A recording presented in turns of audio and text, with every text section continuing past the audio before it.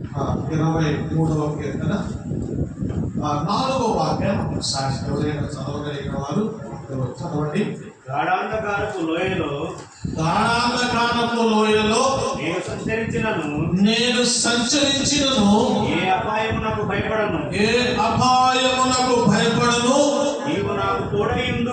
నీవు నాకు తోడైయుందువు. నీ దుడ్డు కర్రయు నీ దండమును నన్ను ఆదరించును. సరిపోతుంది. స్త్రీలో నుంచి ఒకరు చదవండి. గాఢాంధకారపు లోయలలో నేను సంచరించినను ఏ అపాయమునకు భయపడను. నీవు నాకు తోడైయుందువు. నీ దుడ్డు కర్రయు నీ దండమును నన్ను ఆదరించును. సరిపోతుంది. చిన్న ప్రార్థన. ప్రేమపూర్ణుడా, దయగలిగిన తండ్రి, నీ పరిశుద్ధమైన నామాన్ని వందనాలు సమర్పిస్తూ ఉన్నాను. ఇంతవరకు పరిశుద్ధాత్మ దేవ మీరే మా మధ్యలో సంచరించారు. ఆయన పాటల్లో, కీర్తన మానవులు, కీర్తన వివరణలో, స్తుతి ఆరాధనలో మీరే తోడుగా ఉన్నారు. అలా వచ్చేవాడిని మర్చివాడిని ఎన్నిక లేని వాడిని నువ్వు ఎన్నుకున్నావు, తీర్చుకున్నావు. చదవబడిన లేఖన భాగం గురించి స్థలం మీద మేమేవారు మానవ స్వరాన్ని మరుగుపరిచి ఈ దైవికమైన స్వరముతో ఆయన నాతో మాతో కూడి ఉన్న ప్రజలందరితో ప్రతి ఒక్కరితో అయ్యా ఈ వీడియో ద్వారా ఎంతమంది ఏదో చూస్తున్నారు, వీక్షిస్తున్నారు, వారందరితో కూడా మీరే చూటిగా తేటగా మాట్లాడి ఆ ప్రాణాత్మ దేహాలను తెప్పవచ్చు. యేసు పరిశుద్ధ నామములో అడిగి వేడి పొంది ఉన్నాము తండ్రి. ఆమేన్. ఆమేన్. హల్లెలూయా. గట్టిగా చెప్పండి. హల్లెలూయా. దేవుడు వల్ల దేవుడు వాక్యంలోకి వెళ్దాం.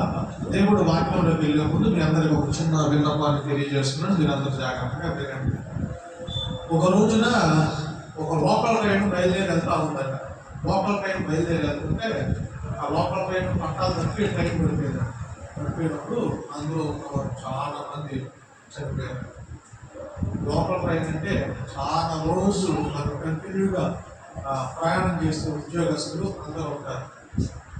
అయితే ఆ ట్రైన్ పడిపోయినప్పుడు చాలా మంది చనిపోయినప్పుడు రోజు ఎక్కే వాళ్ళు ఆలోచన చేశారు. వాళ్ళు ఆ రోజు కొంతమంది ఆ రోజు ఎక్కేవాళ్ళు ఆ రోజు ట్రైన్ ఎక్కలేదు. ఎక్కలేదు ట్రైన్ ఎక్కలేదు. అంటే ఇంట్లో భార్య భర్తతో తగాద పెట్టుకున్నారు. ఇంకో ఇంట్లో ఏమో రెడీ చేస్తున్న యజమానుడి మీద పిల్లవాడు చొక్క మీద నీళ్లు పోసారు. ఇంకొక అతను బండి ట్రైన్ స్టేషన్ దాకా బైక్ వేసుకున్నారు. Train tyre puncture. ఇట్లా ఒక్కొక్క కారణాన్ని బట్టి ఆ రోజు అందరూ ట్రైన్ మిస్ అయ్యారు.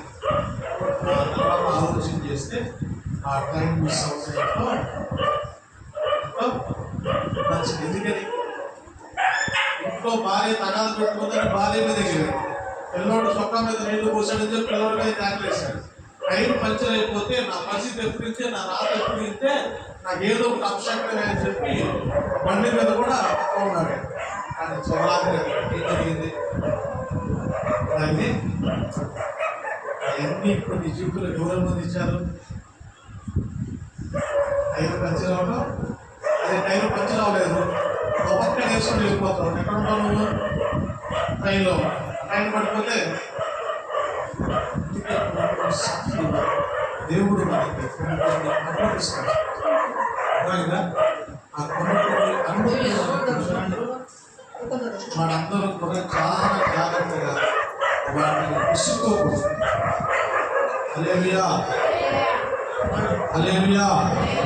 నీవు చేసిన ఉపకారములకు నేనేమి చెల్లింతును?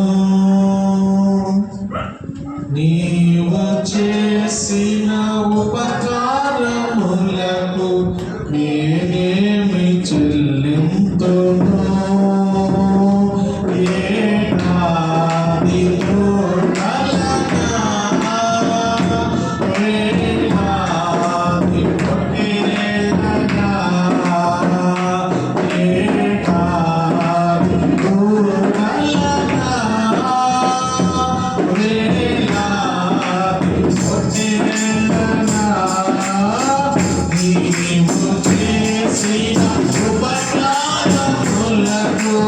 నేనేమి చెల్లింతును నీవు చేసిన ఉపకారములకు నేనేమి చెల్లింతును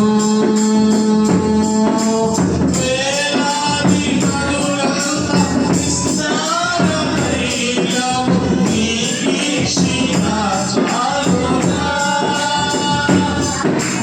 వేలాది నదులంత విస్తారమైనవు నీకిచ్చిన చాలునా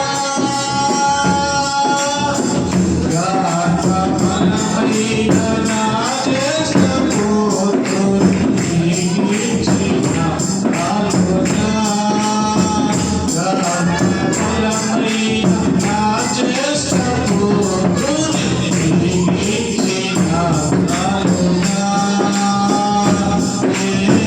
వేలాదియు నలగా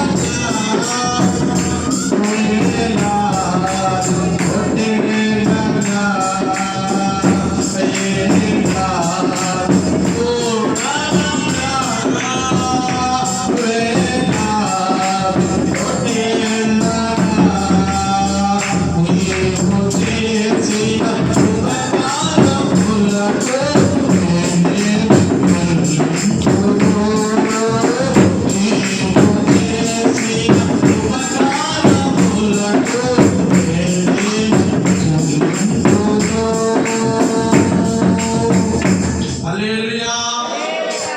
దేవుడు చేసేది ప్రతి కూడా ఉపకారమే.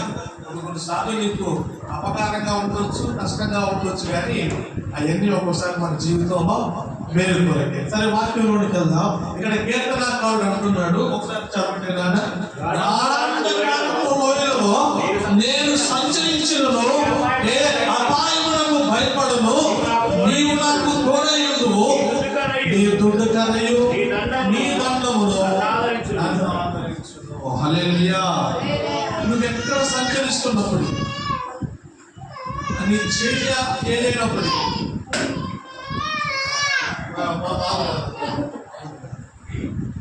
ఒక్కరు కూడా అయిపోయినటువంటి పిలవబడేది. దేవుడి వాక్యాన్ని ఎంతో పిల్లారా. ఇప్పుడు కీర్తనాకారుడు ఇక్కడ ఏమనుకుంటున్నారంటే, మనం చదువుకున్న ఈ కీర్తన భాగం దాదాపుగా 12 అంశాలు ఉన్నాయి. 12 అంశాలు చెప్పడానికి సమయం లేదు కాబట్టి ఒక అంశాన్ని ముందుంచుతాను. అదేంటంటే కీర్తనాకారుడు అంటాడు, నేను ఎక్కడ సంచరించినో భయపడుకొని ఉంటాను. కానీ నీ జీవితంలో భయపడదు. ఎన్నో పరిస్థితులకు ఎదురవచ్చు, ఎన్నో అవమానాలు రావచ్చు, లేదా ఎన్నో వ్యతిరేకతలు రావచ్చు. అయితే దేవుడి వాక్యం అంటుంది, కీర్తనాకారుడు అంటున్నాడు, గాఢాంధకారపు లోయలలో నేను సంచరించినను ఏ అపాయములకు నేను భయపడను. కొన్నిసార్లు అపాయాలు నచ్చింది, ఎందుకో తెలుసా? వీడు నుంచి తప్పించడానికి, కష్టం నుంచి తప్పించడానికి. అందుకే ఇప్పుడు ఇప్పుడు ఆ బైక్ పంచర్ అవ్వకపోతే నేను ఎక్కడ ఉండేవాడు? రైలు. పిల్లోడు కనుక తప్ప వీడు పోతే ఎక్కడ ఉండేవాడు? రైలు. భార్య కనుక కొరత పెట్టుకోకపోతే ఎక్కడ ఉండేవాడు? దేవుడు అనుమతిస్తాడు. నేను పుట్టకపోతే కొన్ని శ్వాసలు అనుమతిస్తాడు. ఎందుకో తెలుసా? నువ్వు దీర్ఘాయుష్మంతుడివి అవడానికి. నాకు అర్థమైంది తెలుసా? దేవుడు ఇంకా నేను తోడై ఇక్కడ ఏదేమంటాడు తెలుసా? నీ దుడ్డు కర్ర నన్ను కాపు కాస్తుంది అంటాడు. ఏం కాస్తుందట? ఇక్కడ 12 అంశాలు ఉన్నాయని చెప్పి, 13 అంశాలు ఉన్నాయని చెప్పాను కదా. అందులో నుంచి ఒక అంశాన్ని మాట్లాడుతున్నాను. అంశం పేరు చెప్తున్నాను, కర్ర. ఏంటి చెప్పండి? కర్ర. ఏంటంటే దుడ్డు కర్ర. ఏం కర్ర? మన మాస్టర్ గారికి వాక్యం చెప్తా, దుడ్డు కర్ర అంటే ఏంటంటే, ఆ మాస్టర్ గారు చెప్తున్నాడు, గొర్రెలు కాసేవాళ్ళ దగ్గర కర్రలు ఉంటాయంట కదా, పరిగుడ్లు కాసేవాళ్ళ దగ్గర కర్రలు ఉంటాయంట కదా. ఆ కర్రలో ఒక కర్ర, అది దావీదు గారి దేవుడి దగ్గర ఉందండి. దేవుడు మంచి దేవుడు కాపలే కానీ ఆయన దగ్గర కర్రలు ఉంటుంది. అంటే ఇక్కడ మరి కీర్తనాకారుడు ఎందుకు అంటున్నాడు ఇక్కడ, నీ దుడ్డు కర్రయు నీ దండములు నన్ను ఆదరించును. అంటే ఏ కర్ర ఇప్పుడు ఇది? ఈ కర్ర గురించి ఎందుకని కీర్తనాకారుడు ప్రత్యేకించి చెప్తున్నాడు? ఈ కర్రల నుంచి మనం ఏమి నేర్చుకోగలం? ఇందులో ఉన్న ఆత్మీయ సత్యం ఏంటి? అసలు బైబిల్ గ్రంథంలో కర్రల గురించి ప్రస్తావన ఎక్కడెక్కడ రాయబడింది? బైబిల్ గ్రంథంలో చాలా కళలు ఉన్నాయి. దాదాపుగా 48 కళలు కనపడతాయి. ఎన్ని కళలు? 48 కళలు ఉన్నాయి. నేను చెప్పుకుంటే సమయం జరిపోదు. నేను ముందుకు వెళ్తున్నా. కర్ర అనే విషయం ఈ రోజున నేను మీతో మాట్లాడటానికి దేవుడు నన్ను ప్రేరేపిస్తూ ఉంటాడు. ఏంటయ్యా ఆ కర్ర? ఏమిటి ఆ కర్ర గురించిన విశేషము? ఏమిటి ఆ కర్రలో ఉన్న ప్రాముఖ్యత? చిగురించిన అహోరు కర్ర, పాదము కాయలు కాసిన కర్ర, మోషే చేతిలో ఉన్న కర్ర. ఏమిటి ఈ కర్ర? కీర్తనాకారుడు అంటున్నాడు, ఆనంద కాలములో సంచరించినను ఏ అపాయమునకు నేను భయపడను. నీ దుడ్డు కర్రయు నీ దండము నన్ను ఆదరిస్తూ ఉంది. నా కుటుంబం ఆదరించబడుతుంది, నేను ఆదరించబడుతున్నాను. నీ కర్రయే నన్ను బలపరుస్తూ ఉన్నది. ఏమిటి దైవికమైన కర్ర? గట్టిగా స్తోత్రం చెప్పండి.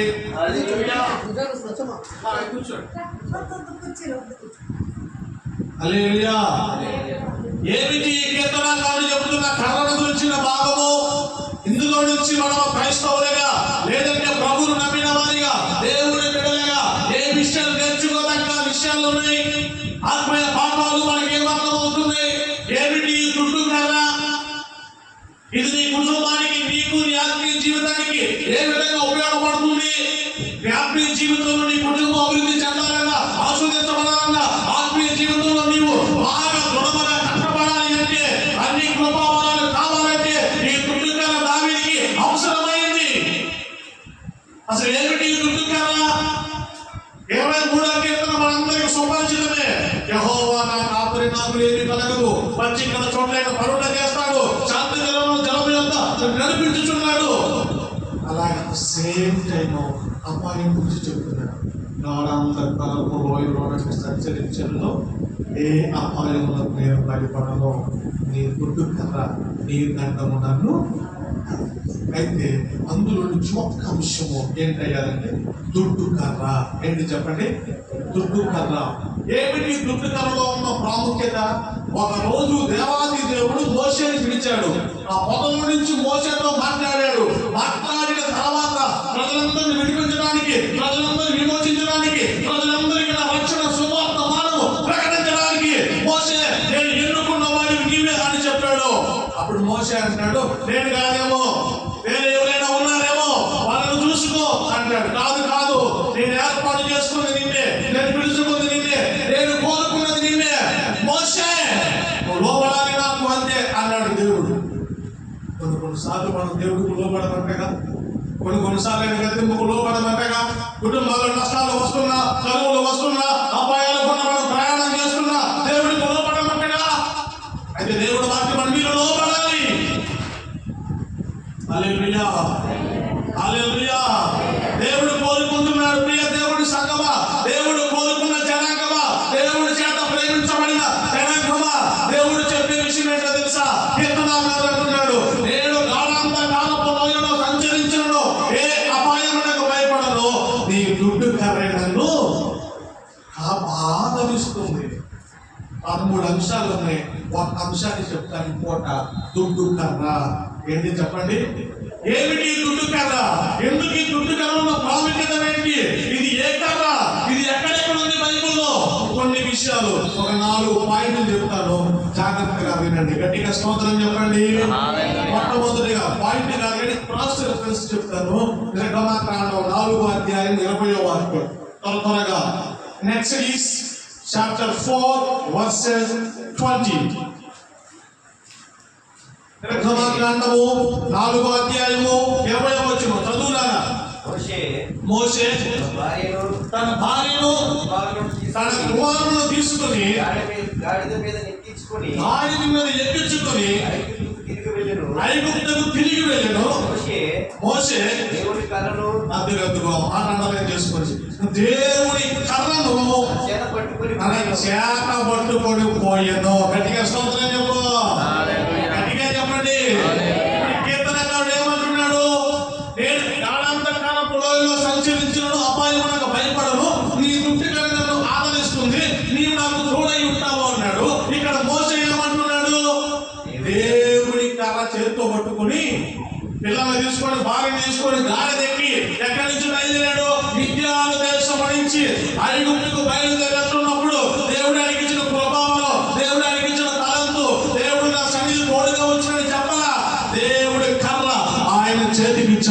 స్తోత్రం చెప్పు. ఏమిటి ఆ కర్ర? ఇది దేవుని కర్ర, చిగిరించిన హురోని కర్ర, ఆదమ కాయలు కాసిన కర్ర, కోట పట్టిన కర్ర, ఎద్దు లెక్కలని అణిచివేసిన కర్ర, అధికారము కలిగిన కర్ర. ఈ రోజు నీ జీవితంలో ఎవరు నీకు తోడుగా లేరేమో, ఒంటరితనం ఉందేమో, లేదా భయం ఉందేమో, ఆందోళన ఉందేమో, అపాయకరమైన మార్గాల్లో నువ్వు ఉన్నావేమో. అయితే దేవుడి వాక్యం అంటుంది ఏంటో తెలుసా? అపాయకరమైన పరిస్థితుల్లో కూడా నువ్వు భయపడాల్సిన అవసరము ఎందుకో తెలుసా? నీ దేవుడైన యెహోవా నీకు తోడుగా. ఆయన దుఃఖం ఇదే కర్రట, ఇది దేవుని. అసలు ఈ కర్రకున్న విశిష్టత ఏంటి? కర్ర ఎక్కడ చెప్పబడింది? అసలు దేవుని కర్ర మోషే చేతులకు ఎప్పుడు వచ్చింది? అంటే మోషే వచ్చినప్పుడు మోషే కర్ర కింద ఏమంటే కర్ర కింద వేసిన కర్ర పాము అయింది. అమ్మో అని భయపడతారు. కోపం లేదు పడతారు.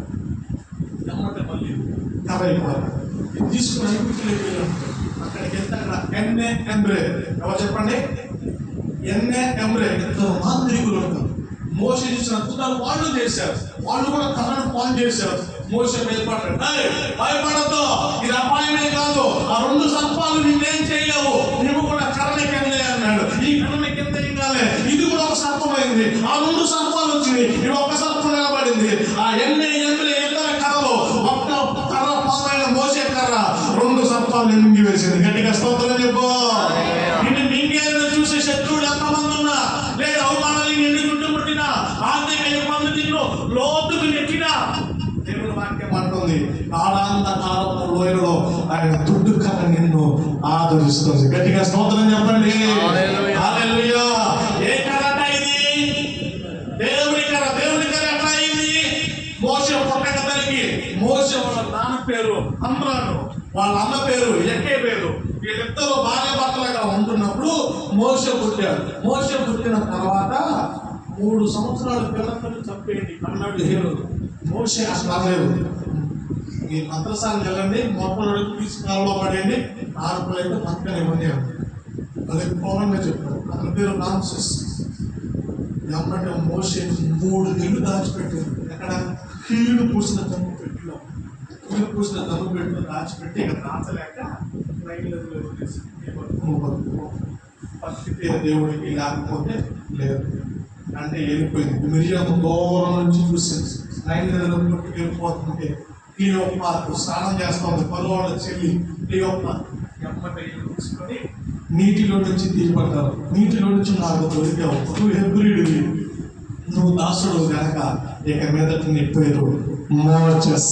గట్టిగా స్వస్థం చెప్పండి. మోషే పేరు పెట్టింది. ఆ మాటకి అర్థమైందో తెలుసా? నీటిలో నుంచి తీయబడిన వాడు. నీటిలో నుంచి మోషేని తీసి పేరు పెట్టారు. పెరిగాడు, పెద్దవాడయ్యాడు, సకల విద్యలో ప్రావీణ్యుడయ్యాడు. మోషే 6 నెలల అన్నప్రసన్నం జరిగినప్పుడు ఫరో రామ్సెస్ ఒక కళ వస్తుంది. ఆ కళలో నువ్వు చచ్చిపోతావు, నీ రాజ్యం ఉండదు, 33 సంవత్సరాలు లేదా 80 సంవత్సరాలు రాజ్యం అంతా అయిపోతుంది. పెద్ద కళ అంటారు. ఆ కళ కన్నప్పుడు ఆ కళ ఐగుప్తులో ఉన్న శకుడు గారు ఎంబరే మాత్రికుడు సోది చెప్పేవాళ్ళు ఎవరు కళభావం చెప్పలేదు. చాలా బాధపడుతూ ఉంటుంటే విద్యాలు యాజకుడైన హిద్దులో వస్తారు. ఎవరు వస్తారు? విద్యాలు యాజకుడైన హిద్దులో అంటే మోషేకి పిల్లనిచ్చిన మామ ఆయన వస్తాడు. ఆయన వచ్చి ఫరో, నువ్వు కన్న కళ ఇది, 80 సంవత్సరాలు నీ రాజ్యం ఉండదు, నీ అధికారం ఉండదు, ఎవడో ఇక్కడ పుట్టాడు, వాడి వల్ల నీ సింహాసనం, నీ రాజ్యము, నీ పేరు, నీ గౌరవం, నీ ప్రభావం, నీ శౌర్యము ఒక్క దెబ్బలో తుడుచుకొని పోతే నువ్వు కట్టించిన 430 సంవత్సరాలు పిరమిడ్స్ అన్ని కూడా ధ్వంసమైపోతాయి, ఇక చూసుకో అన్నాడు. మరో భయపడిపోయి ఎవడో వాడు అందరూ చంపించేశాడు కదా, హెబ్రీలు ఎవరు లేదు కదా, మరి ఎవరో తెలియదంటే రాజు కుటుంబం అందరినీ పిలిస్తే క్లియోపాత్ర అక్కడే ఉంటది. మీకు అద్భుతమైన పక్కన చెప్పనా? సినీ యాక్టర్ రామ్ చరణ్ గారు ఉన్నారు కదా, తెలుసా తెలీదా? తెలీదా? తెలియనట్టు నాకు అంత బాగా సినిమా చూడనట్టే, హీరోలు ఎవరు తెలియనట్టే భక్తులు లాగుతున్నారు. గట్టిగా స్తోత్రం చెప్పండి, గట్టిగా చెప్పండి. దేవుడు వాక్యం జాగ్రత్తగా వినాలి. జాగ్రత్తగా నేను వివరిస్తున్నప్పుడు మీరు జాగ్రత్తగా ఆలకించండి. ఇందులో మర్మాలు ఉన్నాయి. గట్టిగా స్తోత్రం చెప్పు. ఆ ఇంట్లో ఉన్న విషయాలన్నీ కూడా తీసుకొచ్చినప్పుడు క్లియోపాత్ర దొరికిన కొడుకుని మోజెస్ ఎత్తుకొని వస్తుంది. అన్నప్రసన్నం అక్కడ పెట్టినప్పుడు గిన్నెలో అన్నము, బంగారము, డబ్బు, కత్తి, రాజరికం అన్ని పెడతారు. అన్ని పెట్టినప్పుడు రాజు దగ్గర ఒక కర్ర ఉంటుంది, ఇట్లా దండం కొయ్యలాగా ఉంటుంది రాజు దగ్గర, పొలం దగ్గర కర్ర. ఆ కర్ర కూడా అక్కడ పెడతారు. అక్కడ పెట్టినప్పుడు అప్పుడు వచ్చి మోజెస్ అన్నప్రసన్నం అప్పుడు వచ్చి డబ్బును పట్టుకోడు, గిన్నెను పట్టుకోడు, ఏ కత్తి పట్టుకోడు, ఏం పట్టుకోడు, వచ్చి కర్రను పట్టుకుంటాడు. ఎప్పుడు 6 నెలల అన్నప్రసన్నం ఎమ్మట పొలం ఇటు చూస్తాడు, ఇదేనా ఈడేనా ఎమ్మటి వచ్చి నిప్పు పట్టిస్తారు. ఇంకా నిప్పు తింటాడు, నోరంతా కాలిపోతుంది. అందుకని నోరు మాత్రం గలవాడు అవుతాడు. ఇదంతా జరిగిపోతుంది, ఇదంతా చరిత్ర ఈ బైబిల్లో కాదు. ఓకేనా? గట్టిగా స్తోత్రం చెప్పండి, గట్టిగా చెప్పండి. కథ అంటే ఏంటో చెప్తున్నాను ఇప్పుడు. ఆ కథ అక్కడ పెట్టి వెళ్ళిపోతా, కథ చెప్పాడు, బాబా చెప్పాడు, వెళ్ళిపోతా ఆ ఇంట్లో ఏం చేశాడు తెలుసా? ఈ కథ నాకు ఇవ్వండి. ఎవరిని? రాక్షస్ పరువుని. ఇది మా తరతరాలకు వస్తున్న కథ, ఇప్పుడు మాతో దీంతో పర్లేదు, తీసుకెళ్ళిపోతాడు. ఈ కథని, ఆ కథను తీసుకుని వెళ్ళిపోతాడు. ఇంట్లో వెళ్ళిపోయిన తర్వాత 45 సంవత్సరాలు ఆ కర్రను తీసుకెళ్లి ఇంటి ముందు బాగుతాడు. ఇంటి ముందు గుంత తీసి ఆ గుంతలో పెడతాడు. పెద్దగా కర్ర ఉంటుంది, నీలి రంగులో మారింది. కర్రగా నీలి రంగులో ఉంటాయా? నీలి రంగులు అంటే పులుగు గోళీలు ఉంటాయి. చూసిన స్వరంలో, పూలకాలం స్వరంలో గోళీలు ఉంటాయి, పులుగు కాలంలో గోళీలు ఉంటాయి. ఆ కళలో కర్ర అంతా పెరిగిపోయింది. ఆ కర్ర కొన్న తర్వాత పిల్లలు సింహరాయుడు అందరూ పెళ్లి వీడికి వచ్చారు. పెళ్లి వేసుకొచ్చినప్పుడు ఇద్దరు అంటాడు, నేను నిత్యానికి యాజకుడిని, నా కూతుర్ని చేసుకోవాలంటే ఈ కళ బయటికి లేకుండా ఎవడైనా నేను నా కూతుర్ని పెళ్లి చేస్తాను. 40 సంవత్సరాలు ఆ కర్రను ఎవడు లేకపోతే భూమి నుంచి కర్ర రాదు, గట్టిగా ఉంటుంది. ఈ లోపు మోసి సకల విధిలో ప్రావీణ్యుడైన ఐగుప్తులో మంది చేశాడు, ఒకటి చంపాడు, పూర్తి చేశాడు. మరొక ఆ విషయం తెలిసి ఎక్కడ చంపేస్తాడని సాగిపోయి నిత్యానికి వస్తారు. నిత్యానికి వచ్చినప్పుడు వీళ్ళందరూ కర్ర మిగుతా గొడవ పడతా ఉంటారు. నేను పెళ్లి చేసుకోండి, నేను పెళ్లి కర్ర మిగుతా ఉంటారు. మోసం వచ్చి నాకు నీళ్లు పోయామ్మా ఇక్కడ సిబ్బంది వాళ్ళందరూ కళ పెట్టుకుని నువ్వు ఇప్పుడు నీళ్ళు అంటావేంటి, గొర్రెల కాడ గొడవ అవుతుంది, నువ్వు అనుకోవాలి నీళ్ళు తాగాడు. నీళ్ళు తాగి అంత రేపు మీకు వాళ్ళ అన్నింటితో వచ్చి నెట్టాడు. ఎప్పటి కర్రను పట్టుకుని తీసి వాడిని పడతాడు. అందరూ షాక్ అయిపోతారు. 40 సంవత్సరాల నుంచి నేను లాగుతుంటే దాని కర్ర సుయాసంగా తీసేవి చేతి కర్రలాగా ఏంటని చెప్పి అందరూ ఆశ్చర్యపోతారు. విషయం ఏంటంటే 40 సంవత్సరాల కింద మోసే పట్టుకున్న కర్రే ఆ కర్ర. ఇప్పుడు గట్టిగా స్తోత్రం చెప్పు, గట్టిగా చెప్పు. అలా జీవితంలో నీ అనుకున్నప్పుడు దేవుడు వేరేవాళ్ళకి ఎప్పుడు కూడా దాన్ని చదవడు. నీ ఆదరణకున్నప్పుడు దాని గురించి ప్రయాసపడతాను కూడా కొన్నిసార్లు నాకు దానికోసం ఎన్ని ప్రయాసం పడతాను, ఎన్ని ప్రార్థన చేస్తాను. అయితే ప్రార్థన చేసినప్పుడు దేవుడు మాట్లాడేదాన్ని దేవా ఈ చిత్తం అయితే నాకు దయచేసి ఈ చిత్తంగా ఈ సందర్భంలో ఒక మాట చెప్తాను. మాట చెప్తే మీకు 4 పాయింట్లు చెప్పాలి కాబట్టి నేను తొందరగా చెప్తాను. ఇప్పుడు ఆ కథ ఎవరు ఇప్పుడు చెప్పండి? మోషే. మోషే మీ గురించి చెప్పండి.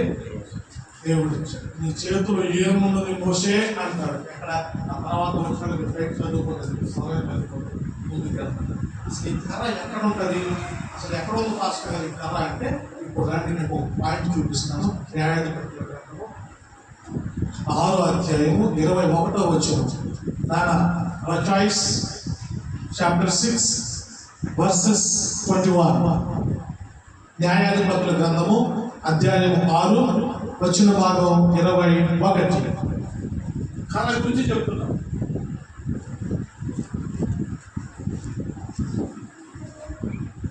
న్యాయాధిపతుల గ్రంథము అధ్యాయము 6 వచన భాగము 21. అతడు ఇలాగ చేయగా యెహోవా దూత చేతులున్న కర్రను చాపి, మా జాగ్రత్తగా వినాలి, యెహోవా దూత తన చేతిలో ఉన్న కర్రను చాపి దానితో ఆ మాంసమును, ఆ పంగని భక్షములను ముట్టినప్పుడు ఆ అగ్ని రాత్రిలో నుండి బయట విడిగి ఆ మాంసమును పొంగని భక్షములను కాల్చివేసెను. అంతట యెహోవా దూత అతనికి అదృశ్యమాయెను. గట్టిగా చప్పట్లు కొట్టి దేవుడి నామాన్ని మహిమపరచండి. గట్టిగా హల్లెలూయా. ఇప్పుడు ఎక్కడుంది కర్ర? దేవదూత చేతిలో ఉంది. దేవదూత చేతిలో బలిపీఠం మీద వచ్చి అగ్ని రాజపడటానికి దేవదూత వచ్చి దేన్ని కొట్టిందట? మాంసాన్ని భక్షములను కొట్టింది. ఇక్కడ జరిగిన విషయం ఏంటంటే వీళ్ళందరూ బలిపీఠం మీద మాంసం ఎన్ని పేర్చి పెట్టారో అవన్నీ దేవుడు గురించి అక్కడ ఆరాధించాలి. ప్రియమైన దేవుని వారిగా ఈ కర్ర ఇప్పుడు ఎవరి చేతిలో ఉందో తెలుసా? దేవుడి చేతిలో. అంటే ఈ కర్ర ఏంటో తెలుసా? అద్భుతాలు చేసే కర్ర. నీ జీవితంలో ఒక అద్భుతం చేయగలవు, నీ కుటుంబంలో ఒక అద్భుతం చేయగలవు. దేహమంతా ఆరోగ్యం పాడైపోయినా అద్భుత రీతిగా దేవుడు నిన్ను తన సాక్షిగా నిలబెట్టగలిగిన దేవుడు, మనం ఆరాధిస్తున్న దేవుడు. గట్టిగా స్తోత్రం చెప్పండి. ఆ తోట వచ్చింది, చేతుల్లో కన్ను తీసుకుంది, ఆ బలి మాంసాన్ని పక్షము కొట్టింది. వాళ్ళందరూ చూశారు. ఆ బంధంలో నుంచి రాత్రి అగ్ని పుట్టింది, మాంసాన్ని మొత్తాన్ని తగలబెట్టేసింది. ఎమ్మటే తోట అదృశ్యమైంది. ఎలా వచ్చిందో ఎలా జరిగిందో తెలియలేదు. బైబిల్ గ్రంథంలో రాశారు కదా, దేవదూత చేతిలో ఉన్న కర్ర. అంటే ఏంటో తెలుసా? అద్భుతాలు చేసే కర్ర ఇది. ఏ కర్ర? మోషే చేతిలో కర్ర ఉంది. నేను అద్భుతాలు చేశాడు, 10 అద్భుతాలు చేశాడు. సముద్రాన్ని చీల్చాడు, అందులో నుంచి జీవుడు ఎలా వచ్చింది? ఆకాశం కర్ర ఎత్తినప్పుడు మన్నా కురిసింది. ఏ కర్ర తెలుసా? ఇది అద్భుతాలు చేసే కర్ర. గట్టిగా స్తోత్రం చెప్పండి, గట్టిగా చెప్పండి. కాబట్టి నారా నీ జీవితంలో అద్భుతం చేస్తాడు దేవుడు. నువ్వేం భయపడాల్సిన అవసరం. నా జీవితం మారటం లేదండి, నా పరిస్థితులు మారటం లేదు, నాకున్న ఇబ్బందులు తీరటం లేదు. అయితే ఒక విషయాన్ని చెప్తాను, ఒక విషయం జాగ్రత్తగా భార్య భర్తలు ఉన్నారు. భర్త పేరు పరుషుడు, భార్య పేరు మావడైన, అమ్మాయి కూతురు, అమ్మాయి కూతురు పేరు మంచి కాలు కొనుక్కున్నారు. ఉద్యోగం తీసుకున్న కాలు కొనుక్కుంటారు. వాళ్ళ పాప డాడీ నాకు 2 కప్పు కారు ఇష్టం డాడీ. మమ్మీ నాకు 2 కప్పు కారు కావాలి మమ్మీ. వాళ్ళెక్కడ చూసుకోవాలి. ఓకే సార్ 2 కారు చూపించండి. 2 కప్పు కార్స్లో మైలేజ్ అలాగే వస్తుంది అన్నీ చూపించారు. డాడీ ఈ కారు తీసుకుంటానండి, ఈ కారు తీసుకుంటాను బలవంతం తీసుకుంటూ తల్లిదండ్రులు మా పిల్లలు మాకు ఆధారంగా ఈ కారు రేటు కట్టి కాలం తీసుకున్నారు. ఏం పోపించారు ఎప్పుడైనా కట్టారు. కారు నిలవ తీసుకుని వెళ్తున్నప్పుడు ఆషాఢంలో మాత్రం మంచి ముహూర్తం చూసుకొని ఫ్యామిలీ తీసుకుని కారు తీసుకుని వెళ్తే ఓకే ఉంటే గాలి వాటర్ వచ్చి పెద్ద చెట్టు కారు నిలబడ్డారు. కారు పక్క దిగాడు, లారీ దిగాడు. పిల్లలు చూసుకుని గౌరవం ఎత్తుకున్నాడు. భార్య కారు అపశకనం అంటే కారు మంచిది కాదు, మొత్తం మాలేదు. కారు వద్దండి, చాలా బ్యాడ్ అండి, ఎంత కీడు జరిగింది చూడండి అని చెప్పాడు. ఫోన్ చేయండి, వచ్చి కారు తీసుకెళ్ళిపోమండి అసలు అని చెప్పి. డబ్బులు ఇంకా నువ్వు పట్టలేదు కదా, మొత్తం పట్టమాటని చెప్పి భార్య ఆవేదంలో తెచ్చి బయటకు వచ్చి దిగి ఎట్లా పడితే అట్లా మాట్లాడుతున్నాడు. అయితే వాళ్ళ కూతురు అమ్మ దగ్గర నుంచి జారి వాళ్ళ నాయన దగ్గర నుంచి చూసుకొని కారు కాడికి వెళ్ళి కారు మీద ఎక్కబడి కారుకు ముద్దు పెడుతుంది. అమ్మ mummy no daddy no, car is good. ఈ కారే లేకపోతే ఈరోజు నాకు మమ్మీ డాడీ ఉండేవాళ్ళే. రోజు మనం బండి మీద వెళ్తాం, దాన్ని ముందే పిచ్చుకుంటారు. మమ్మీ డాడీ బండి పోతాడు బయట, నేను రోడ్లో వెళ్తున్నాను. ఇదే చెట్టు కనుక మనం బండి మీద పడిన పరిస్థితి. ఈరోజు నాకు మమ్మీ డాడీ ఎవరు ఉండేవాడు కాదు. అందుకని ఈ కారు రోజు నాకు మమ్మీ డాడీని బ్రతికించింది. ఒకరికేమో పీడలు ఇచ్చింది, ఒకరికేమో ఆలోచన లేదు. కాబట్టి దేవుడు చేసే అద్భుతం చేయక మారడు. గట్టిగా స్తోత్రం చెప్పు. హల్లెలూయా. దేవుడు పీడి చేసేవాడు కాదు, కష్టం చేసేవాడు కాదు, అవమానపరిచేవాడు కాదు. దేవుడి మీద బాగా వేసినప్పుడు ఆయన అద్భుతం చేసే దేవుడు. ఇప్పుడు దేవదూత చేతులు ఏముందగా కర్ర. ఏ కర్ర ఇది? అద్భుతాలు చేసే నీ జీవితంలో అద్భుతం చేస్తాడు, నీ కుటుంబంలో అద్భుతం చేస్తాడు. ఎలా జరిగిందో, ఎలా తాగిపోయిందో, ఎలా తొలగిపోయిందో, ఎలా బ్రతికి పట్టగట్టాడు, నీకే తెలియని విధంగా దేవుడు నిన్ను అద్భుతము చెయ్యను కాక. గట్టిగా చెప్పండి ఆమేన్. కాబట్టి ఏ కర్రనా ఇది? అద్భుతాలు చేసే కర్ర. రెండో పాయింట్ నెహెమ్యా గ్రంథం 8వ అధ్యాయము 4వ వచనం. తొందరగా ముగిస్తున్నాను. నెహెమ్యా గ్రంథము 4వ అధ్యాయము 8వ అధ్యాయము 4వ వచనం. అందులో ఉన్న 300 మంది 8వ అధ్యాయము 4వ వచనం. అంతటా నెహెమ్యా గ్రంథము 8వ అధ్యాయము 4వ వచనం. నెహెమ్యా గ్రంథము అధ్యాయం 8 వచనము 4. నేను చదవనప్పుడు 8వ అధ్యాయం 4వ వచనం. అంతటా శాస్త్రీయకు ఎజ్రా అది అంతటా శాస్త్రీయులు ఎజ్రా ఆ పని కొరకు కర్రతో చేయబడిన ఒక పీఠము మీద నిలబడిన. గట్టిగా స్తోత్రం చెప్పండి, గట్టిగా చెప్పండి. ఎక్కడ నిలబడ్డాడు? ఇప్పుడైనా శాస్త్రీయ అయిన ఒక మనుషుడు ఎజ్రా కర్రతో చేయబడిన బలిపీఠం మీద నిలబడ్డాడు. ఎందుకని? పని చేయడానికి. మా పని జరగట్లేదు, మా పొలం పని జరగట్లేదు, మా ఇంటి పని జరగట్లేదు, పని వాళ్ళందరూ ఎవరు రావట్లేదు, ఏం బాధపడుతున్నారు. దేవుడు అంటున్నాడు, ఆయన పని జరిగించేవాడు. హల్లెలూయా. ఇక్కడ దేవుడు వాక్యం అంటుంది, కర్రతో చేయబడిన బలిపీఠం మీద ఎజ్రా నిలబడ్డాడు. ఎందుకో తెలుసా? పని జరిగించడానికి. నీ పనిని, నీ కష్టాన్ని, నీ రాబడి అంతటిని దేవుడు దీపించేవాడు. రెండో కర్ర ఏంటో తెలుసా? బలిపీఠం కలిగిన కర్ర. అయితే ఈ రోజు నీ ఇంట్లో పని జరగాలి, కార్యం జరగాలి, అద్భుతం జరగాలి అంటే ఏంటో తెలుసా? నువ్వు బలిపీఠము. పూర్వకాలంలో చేతి కర్రలు పొలవేలేవాడు కాదంటే, అందరూ చేతి కర్ర లేదంట. అందరూ చేతి కర్ర వరిగొడ్డు కాడికి వెళ్ళినా, పొలం వెళ్ళినా, గడ్డికి వెళ్ళినా కానీ కర్ర ఉండేది. ఒళ్ళు కలిసేవాడు దగ్గర కర్ర ఉంటుంది. కర్రకి చివర కత్తి ఉంటుంది. అరకదున్నేమో కర్ర ఉంటుంది. ఆ కర్రకి చివర ముళ్ళు ఉంటుంది. రైతుకేమో చెవులకి వెళ్ళి రైతుకేమో ఎదురు కర్ర ఉంటుంది. ఎదురు కర్ర వేసుకొని నడుస్తూ ఉంటుంది. కాబట్టి కోళ్ళ పట్టిన దగ్గర పక్క కర్ర ఉంటుంది. మొత్తం పక్క రైతు కోళ్ళ పడతారు. ఇట్లా రకరకాల కర్రలు ఉంటాయి. అయితే ఎజ్రా పని జరిగించడానికి కర్రతో చేయబడిన బలిపీఠం మీద నిలబడ్డాడు. దీనికి అర్థం ఏంటంటే, నీ జీవితంలో దేవుడి కార్యం జరగాలన్నా, దేవుడి ఒక మహత్తరమైన కార్యం జరగాలంటే, నీ కుటుంబంలో నువ్వు చేతితో చేసిన కర్ర లేదా నువ్వు చేసిన బలిపీఠం నీ ఇంట్లో కట్టబడాలి. గట్టిగా స్తోత్రం చెప్పండి. ఎలా కట్టబడాలి పాస్టర్ గారు? బలిపీఠం కట్టాలా మేము అంటే కాదు. ఆ బలిపీఠం నువ్వు కర్రతో చేయొచ్చు, ఏం కాదు. కానీ బలిపీఠం అంటే ప్రార్థనా జీవితానికి కర్రతో చేయబడిన బలిపీఠం. నెహెమ్యా టైంలో మందిరము లేదు, వారందరూ ఆరాధించడానికి స్థలము లేదు. వారందరికి మందిరంలోకి ఎంతో ఇబ్బంది పడుతున్నప్పుడు నెహెమ్యాతో దేవుడు మాట్లాడాడు, నీ పని జరిగించాలంటే కర్రతో చేయబడిన బలిపీఠం మీద నీవు నిలబడాలి. గట్టిగా స్తోత్రం చెప్పు. నీ కుటుంబంలో నిలబడాలి. నీ కుటుంబంలో ఎప్పుడైతే నిలబడతావో అప్పుడు దేవుడు నీ కార్యాన్ని సఫలము. ప్రార్థనలో నిలబడాలి, విశ్వాసంలో నిలబడాలి, భక్తిలో నిలబడాలి. ఎప్పుడైతే నువ్వు నిలబడతావో దేవుడు కార్యాలు ఈ కర్ర ఏంటో తెలుసా? బలిపీఠము కర్ర. అంటే జీవితంలో ప్రార్థన బలిపీఠము. మూడో కర్ర ముగిస్తుంది. మూడో కర్ర హోషేయ గ్రంథము 4వ అధ్యాయము 12వ వాక్యం. హోషేయ దాని పక్కనే ఉంటుంది. హోషేయ గ్రంథము 4వ అధ్యాయము 12వ వాక్యం. నా జనులు అదుగు తాము పెట్టుకున్న కర్ర యొక్క విచారణ చేయుదురు. తమ చేతి కర్ర వారికి సంగతి తెలియజేయును. గట్టిగా స్తోత్రం చెప్పండి.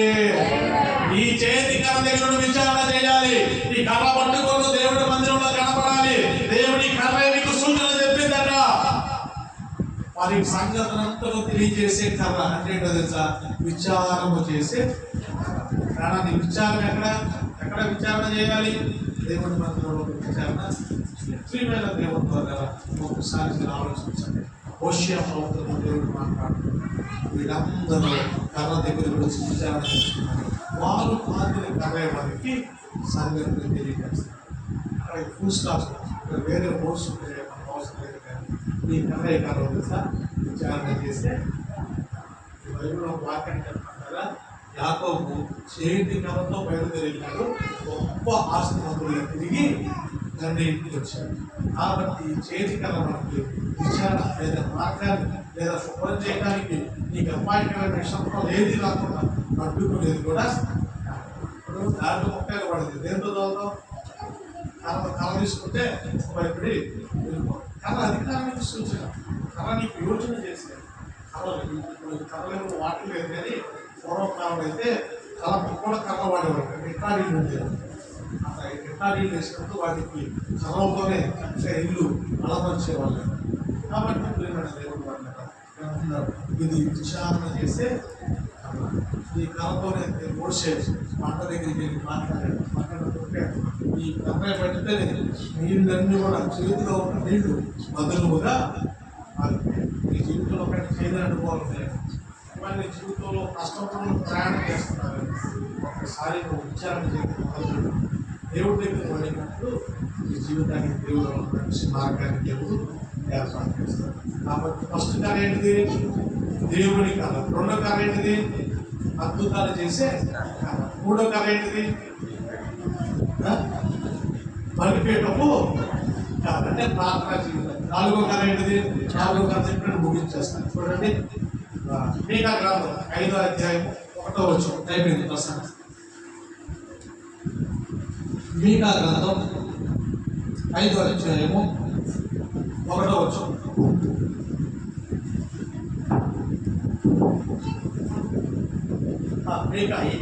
అయితే సమూహముగా కూడుము శత్రువులు మన పట్టణమును ముట్టి వేయుచున్నారు. వారు ఇశ్రాయేలు న్యాయాధిపతి న్యాయాధిపతిని కర్రతో చెంప మీద కొట్టుచున్నారు. యోఫ్రతా బెత్లెహేమ యూదావారి కుటుంబంలో నీవు స్వల్ప గ్రామమునైనను నా కొరకు ఇశ్రాయేలును ఏలబోవాడు నీలో నుండి వచ్చును. గట్టిగా స్తోత్రం చెప్పండి. యేసు ప్రభు పుడతాడని చెప్పి ప్రవచనం. ఆ ప్రవచనం దగ్గర కూడా ఏముందో తెలుసా? కర్రతో ఇశ్రాయేలు అధిపతి వాళ్ళు పుడతారు. ఎవరు పెట్టారు బైబిల్లో? యేసు ప్రభుని వ్యక్తులు ఎన్నిసార్లు పెట్టారు? ఒకటి తక్కువ 40 కొడాలు పెట్టారు. పౌలు గారిని మార్పులు పెట్టినప్పుడు పెట్టారు. ఇశ్రాయేలు న్యాయాధిపతి వాళ్ళు కర్రతో చెంప మీద పెట్టారు. యేసు ప్రభుని పంపులా దగ్గర పెట్టినప్పుడు ఆయన ఒక చుట్టూ తీసి చేతులు ఏం లేదు సార్, తెల్లకేట పెట్టి కర్ర ఒకటి పెట్టారు చేతులు. నిజంగా తెలుసా? రాజు ఈ విధంగా వెళ్ళి అని చెప్పి పంపులా తీసుకొచ్చారు. ఈ ప్రవచనము నెరవేరింది. తెలుసా? యేసు ప్రభు వారు పెట్టారు. తెలుసా? ఈ కొరకు అందరూ పాపాల కోసం యేసు ప్రభు ఆయన కర్రతో ఇశ్రాయేలు న్యాయాధిపతిని వారి కర్రతో చెంప మీద పెట్టారు. ఆ తర్వాత అంటారు, యోధా బెత్లెహేమ ఎఫ్రాతా, యోధావారి కుటుంబంలో స్వల్పమైన గ్రామాన్ని వెళ్ళి వారు ఆ ప్రజలందరికీ ఏలబోవాడు. అంటే ఇశ్రాయేలు న్యాయాధిపతి నీలో నుంచి బయటకు వస్తాడు. ఆయన మీరు చెంప మీద ఆయన గడ్డాన్ని ఏం చేశారమ్మా? చెంప మీద గడ్డాన్ని తిరిగి వేశారట. మొహం మీద కొట్టగా పిడుగు తిరుగుతారట. చూడకే వచ్చారట. ఆయన తర్వాత వెనక రాజులు వేసుకుని అంగీకి బాలు తగ్గించి దాంట్లో నుంచి కర్ర దొరికారట. కరెంట్ పెట్టి ఇట్లా పెట్టారట. ప్రభు యూదుడు రాజు NRI అని చెప్పి రాసి ఓటు ఒకటి కొట్టారు. యూదుడు రాజు నజరేయుడు యేసు అని చెప్పి ఒక నామపాలన చేయించారు. ఇవన్నీ చెప్పడంలో నా ఉద్దేశం తెలుసా? యేసు ప్రభు గురించి ముందే ప్రవచించబడి దావీదు పొద్దుకు శుభుడు పుట్టినాడు, దావీదు కర్రకు శుభుడు పుట్టినాడు. శుభుడు ఎవరో కాదు, ప్రభు అయిన యేసు క్రీస్తు. ఆయన నమ్మినప్పుడు మన జీవితంలో మన కుటుంబంలో అన్ని కూడా దేవుడు గొప్ప కార్యాలు చేస్తారు. మోషే జీవితంలో అద్భుతాలు చేస్తున్నారు. మోషే దేవుడు జ్ఞాపకంలో ఉన్న కథ. మోషే మిరియాములు సిపోరాన్ని పెళ్లి చేసుకోవడానికి మధ్యలో తోడ్పడిన కథ. అయితే ఈ రోజున నువ్వు ఏ అనుభవంలో ఉన్నావు? 4 కథలు చెప్పాను. గాఢాంధకారపు లోయలలో సంచరించను ఏ అపాయములకు భయపడ. అంటే ఏంటిది? ఆయన దుడ్డు కర్ర మనల్ని ఆదరిస్తుంది. ఏంటి ఆ దుడ్డు కర్ర అంటే ఇది 4 కర్ర. ఒకటి దేవుడి కర్ర, 2 దేవతల చేతులు అద్భుతాలు చేసే కర్ర, 3 బలిపీఠకు కర్ర, 4 న్యాయాధిపతి విచారణ చేసే ఈ కొరకు దేవుడు విచారణ చేస్తా ఉంటాడు. ఇంకా దేవుడు గొప్పదైతే ఈ సమస్యలు నీవే పరిష్కరించుకుంటున్నావు. దేవుడి మీద ఆధారపడలేదని దేవుడు మోక్షానంద కాలం వచ్చి ప్రార్థించారు. ఎంతవరకు చెప్పబడిన వాక్యాన్ని మనం ప్రార్థించాలి. ఆయన పిడుగులు గుద్దారు. ఎవరు గుద్దారో చెప్పాలి.